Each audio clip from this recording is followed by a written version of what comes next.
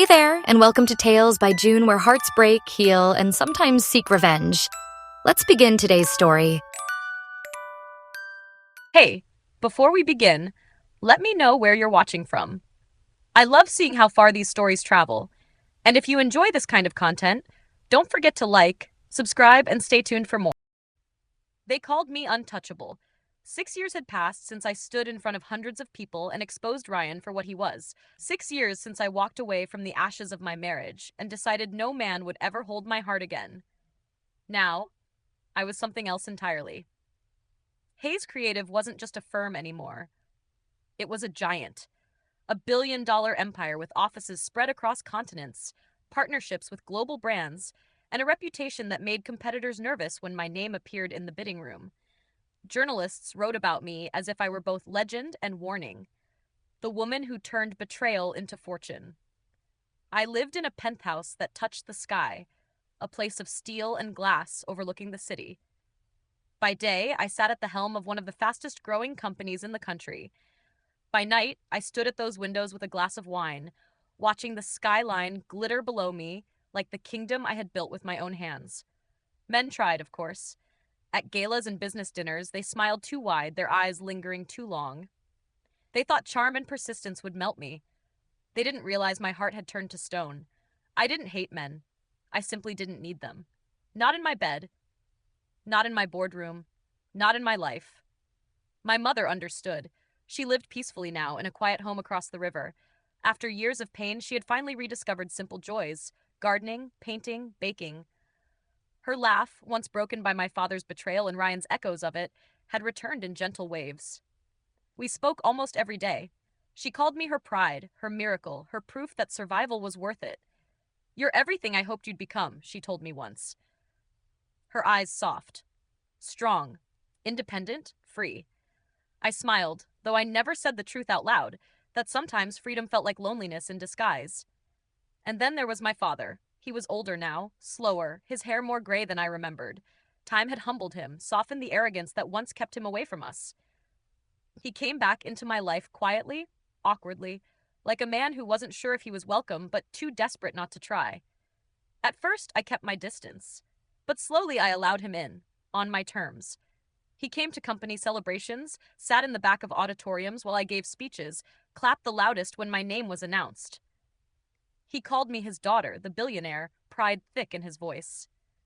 Yet behind his smile, I saw sadness. It was the sadness of a father who knew he had broken his family and now watched his daughter harden herself against the world. One evening, I found him in my penthouse, staring out at the skyline like a man looking at a life he could never touch. My assistant had let him in. "You've built quite a fortress," he said quietly, nodding toward the city lights. I set my bag down and kicked off my heels. "It's not a fortress, Dad. It's a kingdom." He turned, his eyes heavy.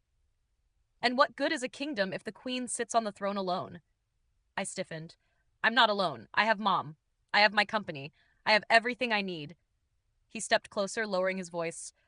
"But who do you have when the meetings end, when the city goes quiet?" I picked up a glass, poured myself wine, and avoided his gaze. "Don't start this." His sigh filled the room, weary and broken. "Harper, I made mistakes. I ruined my marriage. I hurt your mother. I hurt you. I live with that every day. But the last thing I want is to see you shut out the very thing you deserve most." I turned, my voice sharp. "And what's that?" "Love," he said simply. The word cut through the air like a knife. I laughed, bitter and cold. "Love is weakness. Love is what destroyed Mom. Love is what nearly destroyed me. I don't need it." His face crumpled. "Not everyone will betray you." "Enough have," I shot back. "And I won't give anyone else the chance." He studied me for a long, painful moment. "You've built walls higher than this tower, Harper. But one day, someone may come who can climb them. And I only pray you'll let him in." I turned back to the glass walls, my reflection blending with the skyline. "This kingdom is mine, and I'll never surrender it to anyone." Behind me, I heard his voice, low and heavy with determination. "Then maybe it's time you meet someone who can match it." When I looked back, he was already gone. And for the first time in years, I felt something unfamiliar stir in my chest, something dangerously close to curiosity. I used to think time was endless, that a man could make his mistakes, dust them off, and move forward as if the past would simply fade. But now, staring at my reflection in the bathroom mirror every morning, I see the truth carved into my face. Lines of regret, shadows of guilt, and the unmistakable weakness of a body betraying me. The doctors called it an illness we can manage. Manage, not cure. A polite way of saying you're running out of time. And when time runs out, what matters most isn't the empire you've built, it's the people you've lost along the way. I lost Harper's mother years ago when I broke the vows I swore to protect. I lost Harper herself when she was just a girl, when she looked at me with eyes filled with hate, promising herself she'd never be like me. She kept that promise. She is stronger than I ever was. And now, in my twilight years, I live in a house far too large for one man, surrounded by memories that cut more than they comfort. Sarah, my companion for years after my marriage fell apart, still lives here. But time has changed her too. Once, she seemed like a fresh start, a new chapter. Now, she is a reminder of every wrong turn I took. She spends her days in boutiques, lunches with women who measure self-worth by diamonds and handbags, her laughter echoing in shallow rooms.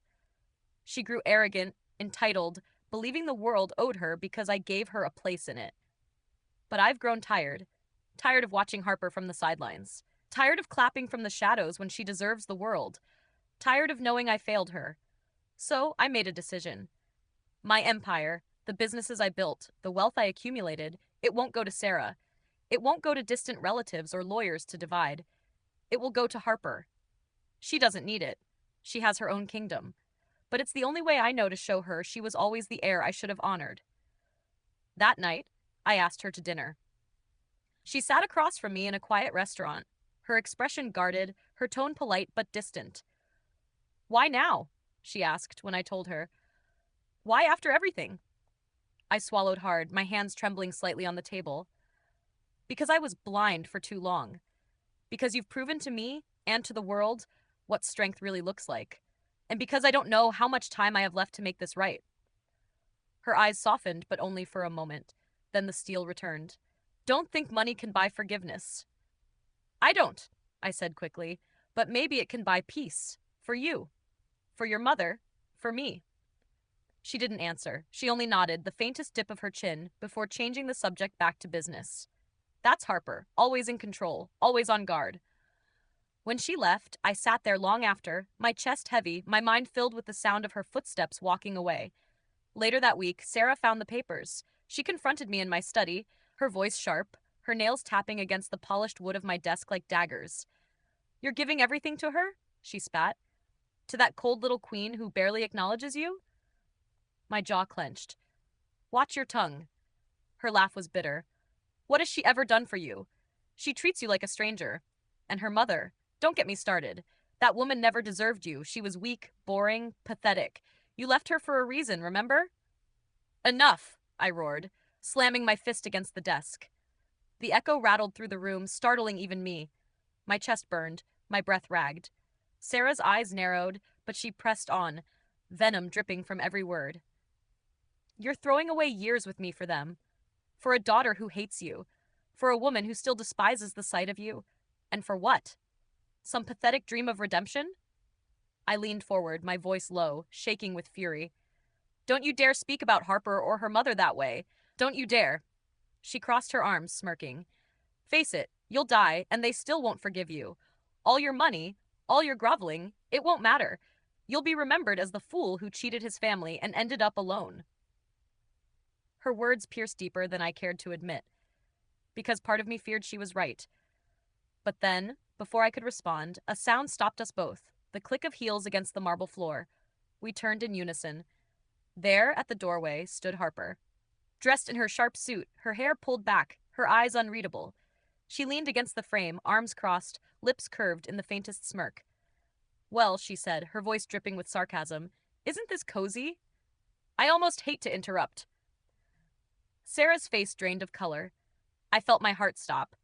And Harper, my daughter, my queen, just stood there with that poker face, unreadable and unshaken, like she had planned this moment all along.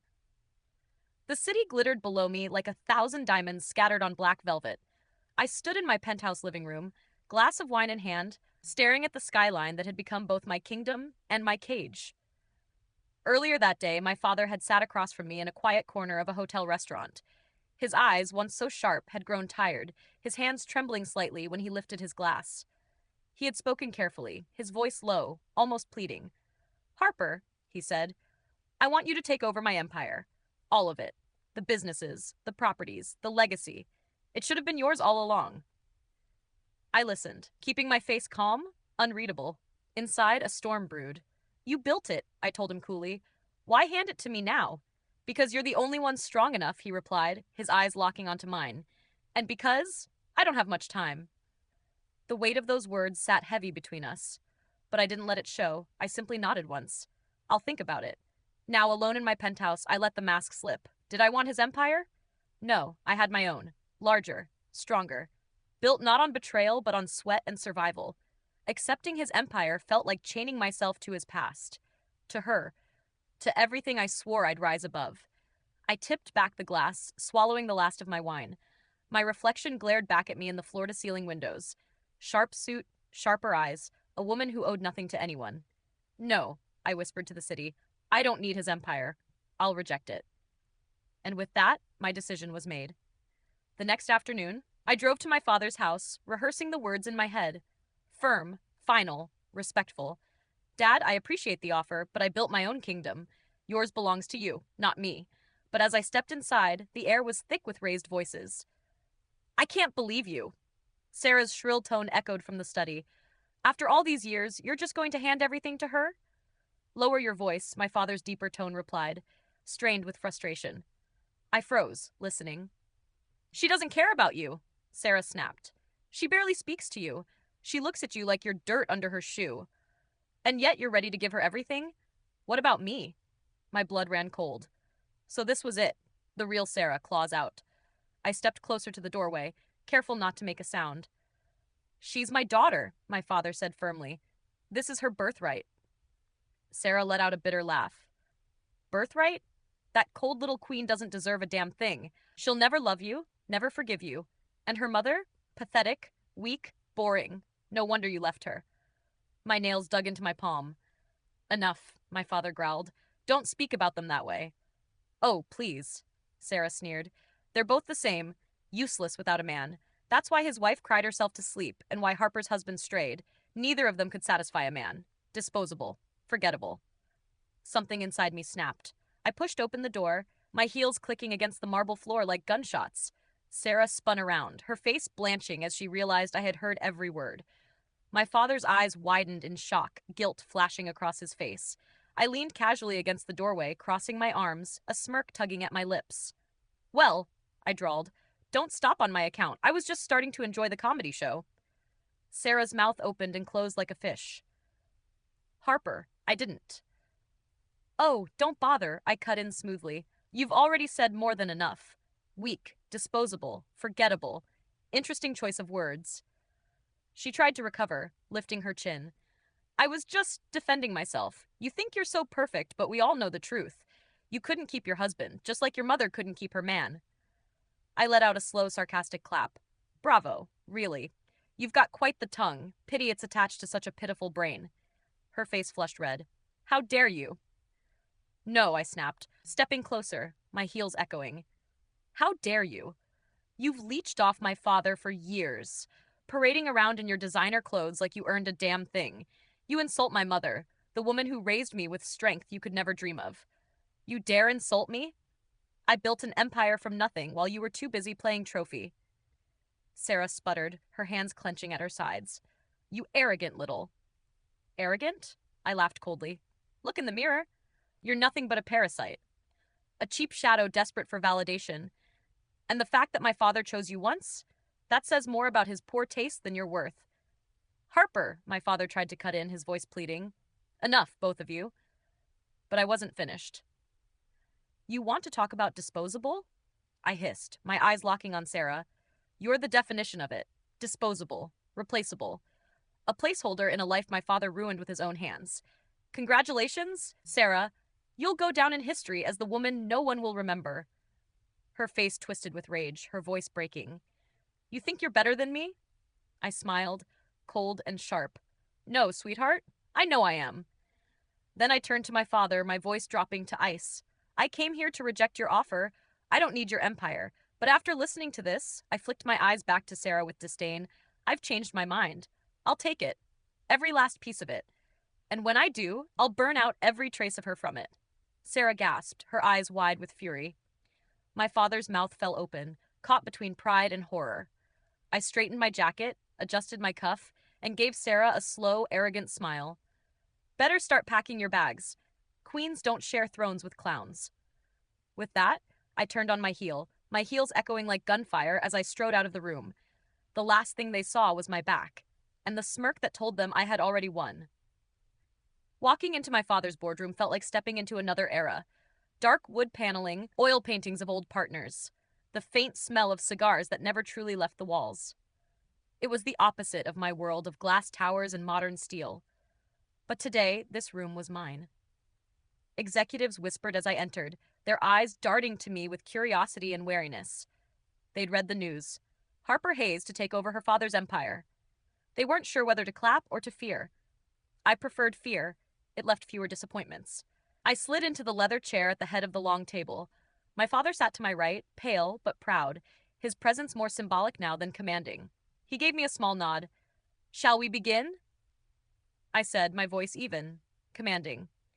The meeting unfolded smoothly at first. Financial reports, projections, routine presentations. But then the door opened and everything shifted. He walked in like he owned the place. Tall, broad-shouldered, wearing a navy suit that probably cost more than a year of rent in Manhattan. His hair was dark, his jaw sharp, his expression cold and unamused. Ethan Blackwood. I knew of him. Everyone did. Billionaire investor, ruthless negotiator, a man who bought, gutted, and rebuilt companies like they were toys, and apparently one of my father's most important business partners. He didn't glance at anyone else. His eyes went straight to me, dark, piercing, filled with challenge. "So," he said, striding to the table, "this is the daughter who's suddenly inheriting an empire." The audacity made the room shift uncomfortably. I didn't flinch. "And this," I replied smoothly, "must be the man compensating for something by swinging around billion-dollar deals like baseball bats." A few executives coughed into their hands, trying not to laugh. Ethan's lips curved into the faintest smirk, but his eyes never softened. "Cute," he said, sliding into the chair opposite me, "but kingdoms aren't run on sharp tongues. They're run on power. And I don't see yours here yet." My jaw clenched, but I forced my smile wider. "Then maybe you should get your eyes checked. I built my empire from the ground up while you were busy tearing others down. I don't need your approval, Mr. Blackwood." He leaned back, folding his hands, his gaze locking on mine like a predator circling prey. "Careful, Miss Hayes. I don't play nice with rivals, and that's what you are now." The tension in the room thickened. I could feel every executive watching, waiting to see who would flinch first. I didn't. I leaned forward, my voice low, controlled, cutting through the silence like a blade. "Good. I don't want nice. I want respect. And whether you like it or not, you're sitting across from the woman who now controls the empire you've been circling like a vulture. You don't intimidate me, Ethan. In fact," I let my smirk sharpen, "you amuse me." His eyes narrowed, a flicker of something, anger, interest, maybe both, sparking there. The meeting devolved into a duel. Every proposal, every financial plan, every projected merger turned into verbal sparring between us. He'd challenge, I'd counter. He'd sneer, I'd smile. At one point, he accused me of being a spoiled heiress playing queen, and I shot back, "At least I didn't inherit my ego from a trust fund." By the end, the executives were exhausted, my father was rubbing his temples, and Ethan was smirking again like he'd found his new favorite sport. When the meeting adjourned, he rose slowly, buttoning his jacket. His gaze met mine, lingering a moment too long. "This will be fun," he said under his breath, just loud enough for me to hear. I tilted my head, my lips curving into a razor smile. "For me, yes. For you? Not so much." He chuckled once, low and dangerous, before striding out of the room. Silence lingered in his wake. Finally, I turned to my father, ready to demand why he hadn't warned me about Blackwood. But the look on his face stopped me. He wasn't angry. He wasn't even worried. He was smiling, a small, tired, but unmistakable smile. "What?" I snapped. "Nothing," he said, shaking his head. "Just, you remind me of your mother when she used to fight me. And him. He glanced at the door where Ethan had exited. He reminds me of, well, me. I rolled my eyes. Please, don't start matchmaking. This isn't some fairy tale. He's my rival, and that's all he'll ever be. But my father's gaze lingered on me, thoughtful, almost wistful. His hand went to his chest, pressing lightly as if something inside him stirred. For years, he had lived with regret, with guilt, with a daughter who swore she'd never let a man close again. But for the first time, watching me clash with Ethan Blackwood, he saw something different in me. Fire. Passion. A spark I hadn't allowed myself to feel in years. And though he said nothing more, I knew exactly what he was thinking. That maybe, just maybe, this rival of mine was the one man capable of climbing the walls I had built so high. The deal of a lifetime. I should have known my father was up to something. 2 weeks after that fiery boardroom duel, he called me into his office. He was sitting behind his massive oak desk, pale but wearing that sly little smirk that always meant he was scheming. "Harper," he said, folding his hands together, "I've arranged something important, a joint deal, strategic, beneficial for both empires." I arched a brow. With who? The door opened. And there he was, Ethan Blackwood, in another flawless suit, looking irritatingly confident, leaning against the doorframe like he owned the oxygen in the room. His smirk matched my father's, though his was sharper, darker. "You've got to be kidding me," I muttered. Ethan stepped forward. "Trust me, sweetheart, I'm just as thrilled as you are." My father ignored our glares. "You'll work together on this, a joint branding initiative. Blackwood Investments meets Hayes Creative, a merger of power, reputation, and influence." I narrowed my eyes. "Is this business or matchmaking?" He smiled faintly, but didn't answer. Working with Ethan was like sparring with a cobra. Every meeting turned into a duel of sarcasm and wit. He'd throw out numbers, I'd counter with strategy. He'd mock my perfectionism, I'd mock his arrogance. The executives looked more entertained than horrified half the time, as if they were watching a live comedy show instead of a billion-dollar negotiation. "You really can't help yourself, can you?" Ethan muttered one afternoon as we reviewed presentation slides. "What's that?" I asked sweetly, flipping a page. "Arguing with me on everything." "Arguing? No. Correcting, absolutely." His jaw tightened. "You think you're always right." "That's because I usually am." He leaned closer, his voice dropping. "Careful, that arrogance looks good on you, but it's going to get you in trouble." I smirked, unfazed. "Funny, trouble's usually what men like you are begging for." He blinked, surprised by my retort, then chuckled low, shaking his head. For one fleeting moment, I saw amusement in his eyes, not contempt, and it unsettled me. Meanwhile, my father's health was slipping. He hid it well in public, but behind closed doors, the fatigue showed. One late night in his office, I walked in to find him slumped in his chair, his face pale, his hand clutching his chest. "Dad!" I rushed to him, panic rising like bile. "Call the doctor! Now!" I barked at his assistant. Minutes later, the physician arrived, checked his vitals, adjusted his medication. "He needs rest," the doctor warned. "Less stress, more care." After they left, I sat beside him, my heart racing, my hands trembling despite the icy calm I tried to maintain. "Why didn't you tell me?" I whispered. He gave me a weary smile. "Because I didn't want my illness to be your burden. You have enough to carry." Tears stung my eyes, but I blinked them away. "Don't you dare talk like you're giving up." He reached for my hand, his grip weaker than I remembered. "Harper, I've made mistakes. Many. But if I can do one thing right before I go, it's this. I want to see you safe, protected, loved." My throat tightened. "Dad, I want to see you married," he continued softly, to Ethan. I froze. "What?" "He's strong, smart, ruthless enough to match you, but..." He coughed, catching his breath. "I see something in the way you two fight. Fire, passion, the same spark your mother once had with me." Anger flared in my chest. Don't compare this to you and Mom." He gave a weak chuckle. "Maybe not. But Harper, I want to know you won't be alone. Promise me." I opened my mouth to argue, to say I don't need anyone. But looking at him, frail, pale, fighting against time, I couldn't bring myself to shatter him with my defiance. So I nodded silently, even as my stomach nodded. Days later, Ethan confronted my father privately.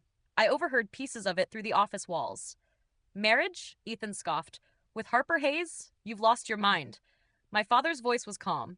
"Think about it. 2 empires, united. Public respect. Shared power. It benefits your business as much as hers. A long silence. Then Ethan's voice again, lower this time. You're asking me to marry a woman who would rather throw me out a window than share a drink with me.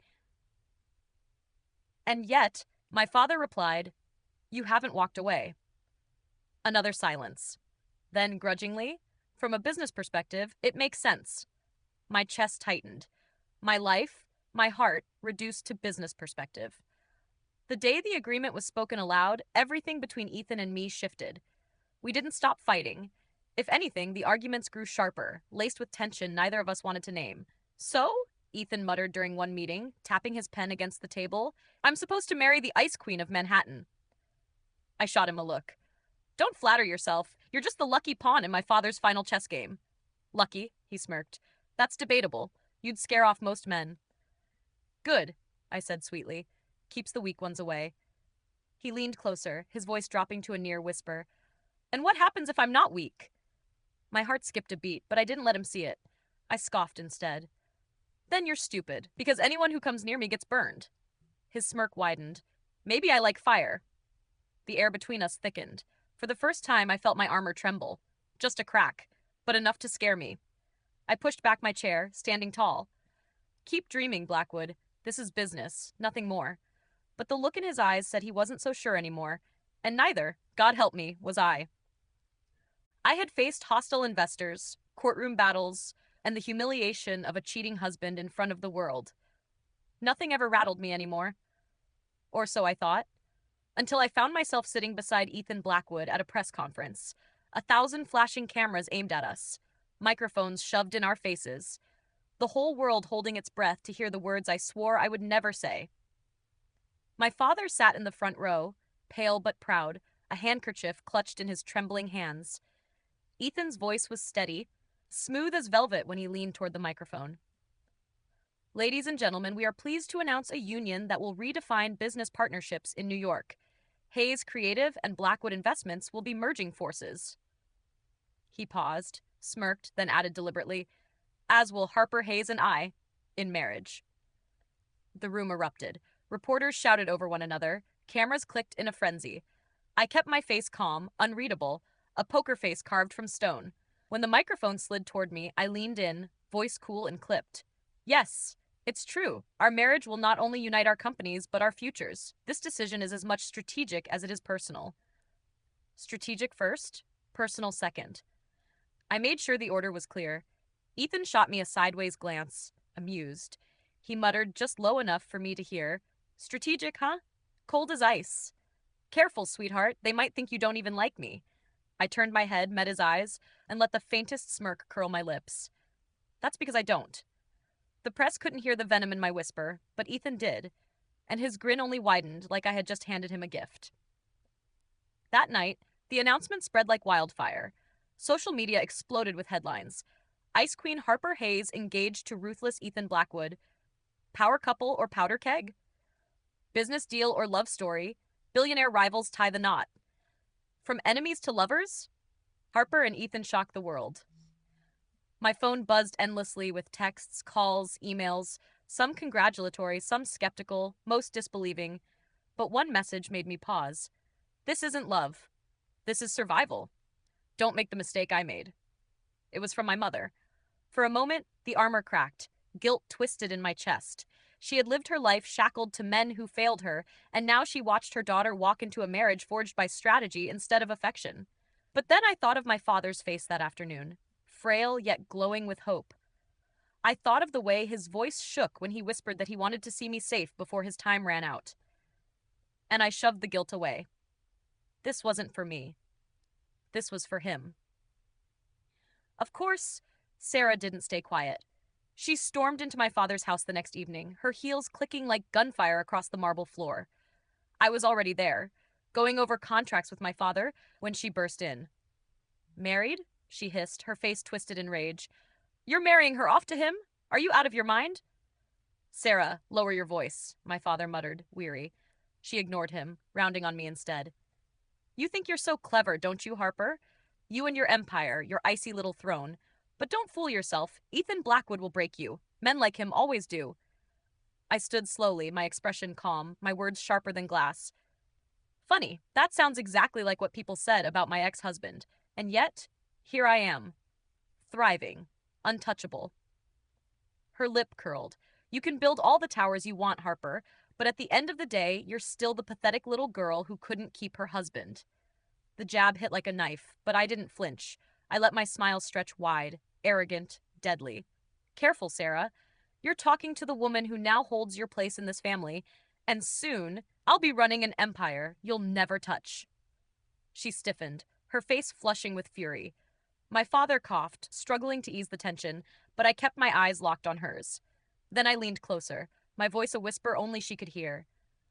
Enjoy the view while you can, because when I'm finished, you won't even have a seat at the table. Sarah's hand twitched like she wanted to slap me. Instead, she spun on her heel and stormed out, her perfume lingering like poison in the air. I turned back to my father, straightened my jacket, and smiled coldly. Looks like the wedding's going to be fun. But when I glanced at him, he wasn't smiling. He was studying me, really studying me. His eyes narrowed, his mouth pressed into a thin line. And for a split second, I saw it. The flicker of recognition. Not just of me, not just of Ethan, but of something else entirely. A spark. A mirror of the fire that once burned between him and my mother before it all turned to ash. He looked between me and the door Ethan had walked out of earlier, his breath shallow, his eyes misty. And I knew exactly what he was thinking. That maybe, just maybe, his daughter and his rival had already begun to burn. The wedding was flawless. Of course it was. When two billionaires get married, nothing less than perfection will do. The cathedral dripped in white roses, crystal chandeliers, and cameras flashing from every angle. My dress was hand-stitched in Paris, his tuxedo tailored in Milan.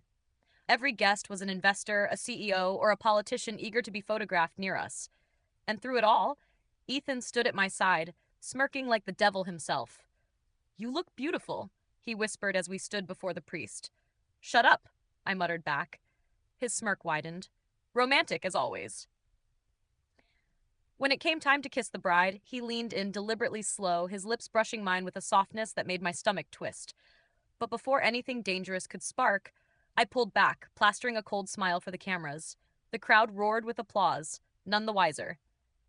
The wedding night was no less theatrical. He carried me into the penthouse suite of the Plaza Hotel, setting me down on the bed with exaggerated care. "Tradition," he said, loosening his tie. "Don't touch me," I warned, kicking off my heels. He smirked, tossing his jacket onto a chair. "Relax, sweetheart. I'm not that desperate.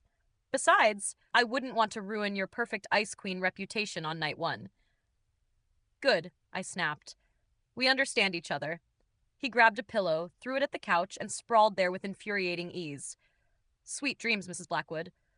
"Don't call me that," I hissed, pulling the covers over me. His chuckle drifted through the dark.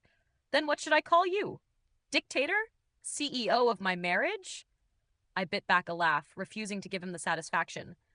But my lips twitched against the pillow anyway. 2 months passed. Our life together was functional. We fought daily, over toothpaste caps, over board meetings, over who got the last cup of coffee in the penthouse kitchen. But somewhere in the chaos, a strange rhythm formed.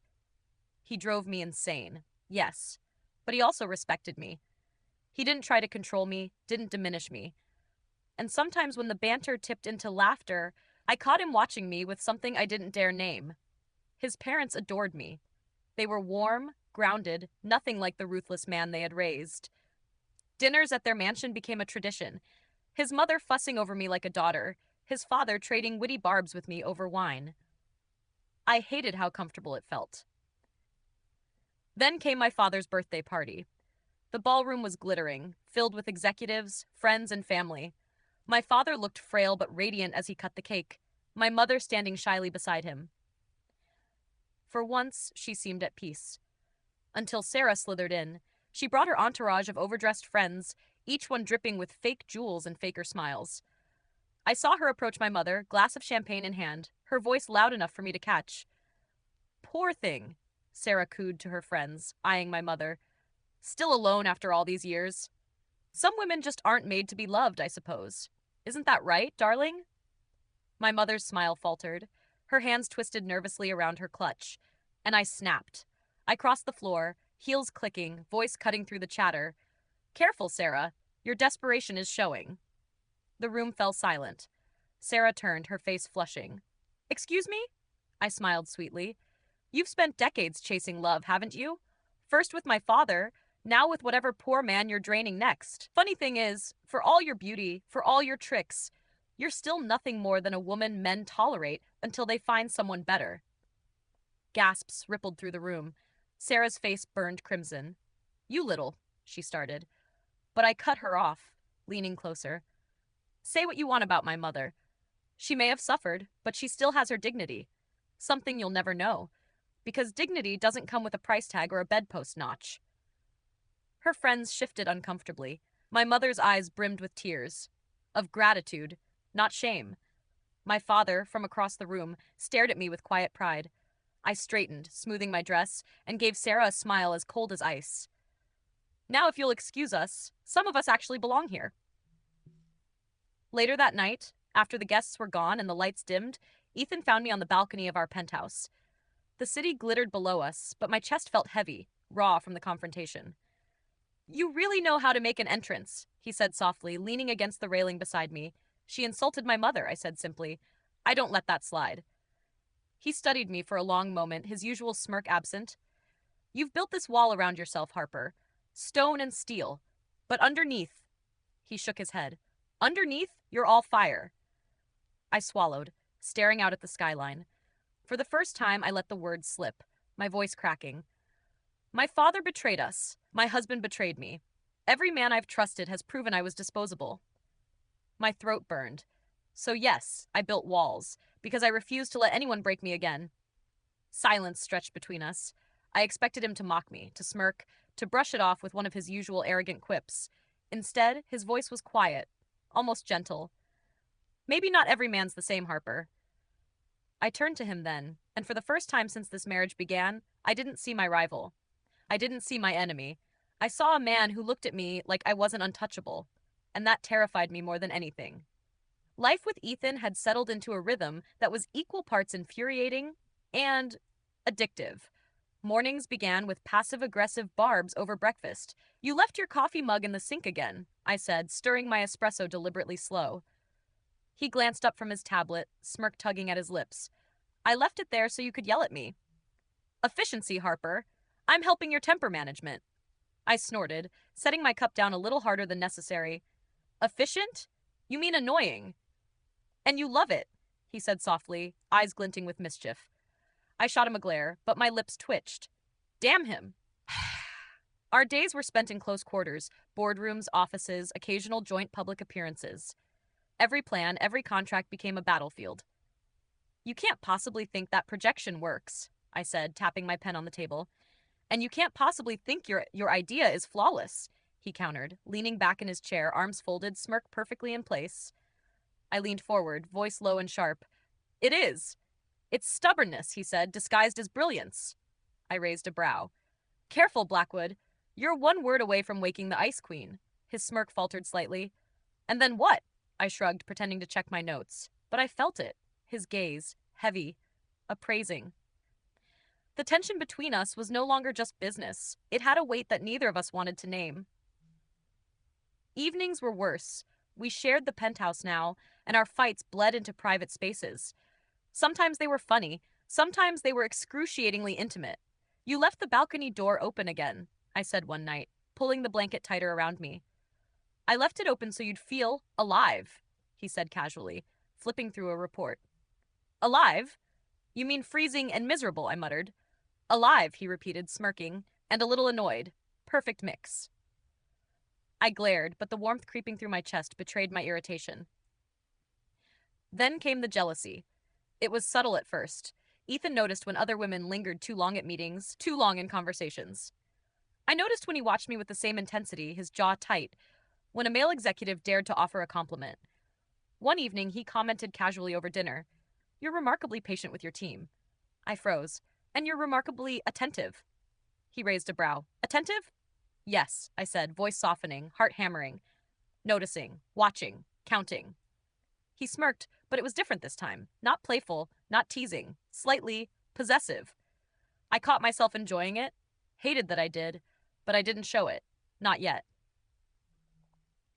The tension built in the small things. Him reading over my shoulder at late night reports, lingering too long over my personal notes. Me intentionally brushing past him in the hallway, feeling the heat of his gaze following my every step. Quick remarks laced with sarcasm that made both of us chuckle and squirm in ways neither wanted to admit. One night, we sat on the balcony together, city lights glittering below, silence stretched, comfortable yet loaded. "You know," he said, voice quiet, "you could just admit I'm good company." I snorted, taking a sip of wine. "Good company? You mean insufferable, arrogant, relentless?" "All of the above," he said, eyes glinting. "But also, the only person I actually want to spend this much time with." I choked on my wine, coughing as he leaned back with a victorious smirk. "You," I gasped, waving a hand, "you're insufferable. And you," he leaned closer, voice low and teasing, "are slowly realizing you like me anyway." I froze, heart hammering. "I do not like you." He grinned, unrepentant. "That's what makes it fun." Evenings grew quieter as our banter slowed. The teasing didn't vanish, but it was softer now, more intimate. Sometimes he would brush my hand while passing me documents. Sometimes I would catch his gaze lingering on me for a fraction too long. Neither of us spoke of it. Neither of us named it. But we both knew. The walls were cracking. And beneath the sarcasm, the jokes, the fights, something was growing. A dangerous, thrilling thing neither of us could resist. I had spent the evening preparing for a dinner I had hoped would solidify the future. Harper and Ethan were coming over. My daughter, untouchable, brilliant, and her new husband, who had grown into someone I could trust. Tonight, I planned to tell them everything. My entire estate, my empire, everything I had worked for, was theirs. Harper deserved it. I didn't hear her car pull up. I didn't notice the shadow in my study until it was too late. "Planning to leave me out of everything?" A sharp, venomous voice hissed behind me. I turned, Sarah. Her eyes were wild, hands trembling with rage. "You think I'll let you give it all to her? All these years, all this wealth, you're handing it to her?" I swallowed hard. "Sarah, calm down. This isn't necessary." She laughed, a cruel, broken sound. "Necessary? Oh, it's more than necessary. It's justice." Before I could react, she pulled a knife from beneath her jacket. My heart stopped. "Sarah," I began, but she didn't hesitate. The blade swung toward me. I twisted instinctively, but in her panic, she lost control. The knife caught the edge of my desk, ricocheting wildly. Sparks flew as it grazed the metal corner, and she cursed, throwing herself back in terror. My hand caught a searing brand of metal that had fallen from a nearby shelf, leaving a painful burn across my arm. "Stop! Stop this madness!" I shouted, clutching my bleeding arm, stumbling backward. I had just stepped into the driveway, carrying my coat and bag, thinking tonight would be a normal dinner. And then I saw him, my father, grappling with someone in the study. "Dad!" I screamed, running toward the house. Sarah spun, knife raised, eyes wide with panic. My father was shielding himself, vulnerable and helpless. "Get away from him!" I yelled, diving between them.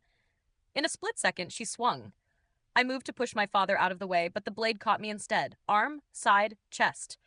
Pain exploded like fire through my body. My legs buckled, and I collapsed to the floor. "Harper!" My father's voice broke as he reached for me. "God, no! Stay with me!" Blood ran warm under my fingers. Every nerve screamed, but I couldn't leave him. Not now. Not ever. Sarah froze, seeing me collapse, panic flooding her features. "Oh my God! She dropped the knife, stepping back, fumbling in her terror. I felt helpless as Harper fell. My heart thundered. "Harper!" I screamed, grabbing at her, but she was already trembling, bleeding, her face pale. Sarah backed away, eyes wide, muttering, I didn't mean to." I didn't care about her words. I cared about my daughter. She had always been strong, unstoppable, but now helpless in front of me. The sound of a car door slamming outside snapped me out of panic. Ethan. I tried to stay conscious, tried to meet my father's eyes, to tell him it was okay. My body shook violently. Every breath was fire in my lungs. And then Ethan burst through the door. His face went white when he saw me on the floor, blood soaking my blouse, my arms trembling. "Harper!" His voice cracked, full of terror. He dropped to his knees beside me, eyes scanning me frantically. "Stay with me! Don't you dare leave me!" Sarah bolted, screaming something incoherent, disappearing into the night. Ethan scooped me up into his arms, his strength steadying me, his presence anchoring me in a storm of pain and fear. "Hang on, Harper. You hear me? You're gonna be okay. I won't let anything happen to you. he murmured, voice thick with desperation. I could barely see through the haze of pain and blood, but I felt his heartbeat against mine, steady, relentless, a lifeline. My father knelt beside us, trembling, clutching my hand. Please, Harper, stay with me, my brave girl. I squeezed his hand weakly. I'm fine. Just don't leave me. Ethan's voice was all I could focus on. I've got you, Harper. I've got you. We're going to the hospital. Right now. And then everything became motion, adrenaline, terror, and the sound of my own heartbeat in Ethan's arms. The ICU smelled sterile and cold, the kind of cold that made every heartbeat louder, every breath heavier. Machines beeped steadily, monitoring Harper's fragile body, yet the sight of her lying there, bloodied but alive, sent my chest into panic. Her father sat beside the bed, head in his hands, trembling. It's my fault, he whispered, voice breaking. I should have protected her. I should have seen this coming. My mother clutched his arm, tears streaming silently down her face. No, you can't blame yourself. She's Harper. She's always been fearless. This isn't your fault. I stood just behind them, guilt clawing at my chest. I'd almost been too late, had almost let the woman I cared about most slip from me. Stay with her, I muttered, my voice low and urgent. I won't leave her side. I spent every moment beside her, brushing her hair back from her pale face, adjusting her blanket, whispering reassurances she couldn't yet hear. I didn't leave, didn't eat, didn't sleep. Harper was my life now. Days blurred together. One afternoon, after hours of holding her hand and watching her chest rise and fall with the machines, I leaned close, voice soft. Harper, I've hated not saying it. I can't hide it anymore. I love you. I've loved you since the first day you walked into my office, the first day we sparred, the first day I realized you're the only person I want in my life. Alive, angry, stubborn, untouchable. I love every part of you. Her fingers twitched in my hand. Tears streamed down my face before I could stop them. And then, miracle of miracles, her eyelids fluttered, her lips curved into a weak, trembling smile. I love you too, she whispered, her voice hoarse but filled with warmth. She laughed softly, a mixture of relief and happiness, and then cried, a happy, shaky cry. I held her, feeling the weight of months of fear and tension dissolve into joy. The world seemed impossibly bright after that. The threat of Sarah, the danger, the fear, it all felt distant, like a bad dream fading. Police had tracked Sarah down after her frantic escape. She was arrested, tried, and sentenced for attempted murder, fraud, and conspiracy. The media barely covered it. Her notoriety had died the moment I survived. Justice was served, and life began to heal. Ethan never left my side. He joked, teased, and protected me like always, but now there was something different. A softness, a warmth, a love neither of us could deny. My father recovered from the panic of that night, though the guilt lingered. He hugged me tighter than ever. I promised I'd keep you safe, he whispered. And even though I failed once, you survived. You always survive. My mother smiled, finally at peace. We have our daughter back, and this time, she's happy. Months later, a new beginning. The house was filled with laughter, toys scattered across the living room, and the smell of pancakes drifting from the kitchen. Ethan carried our youngest, while I held the eldest in my arms, brushing hair from her face and planting gentle kisses. You're such a little troublemaker, I teased. She's just like her mother, Ethan said, smiling, leaning against the doorway, arms crossed.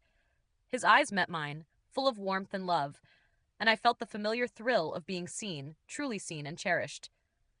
We laughed, we kissed, we lived. The past, the betrayals, the fear, the battles, felt distant, like shadows that only made the present brighter. I looked at my family, my father and mother smiling quietly from the couch, Ethan laughing with our children, and me, finally happy. I whispered softly, mostly to myself, we survived, we won, and now nothing can touch us. Ethan slid closer, whispering in my ear, nothing ever will, and for the first time in years, I believed it.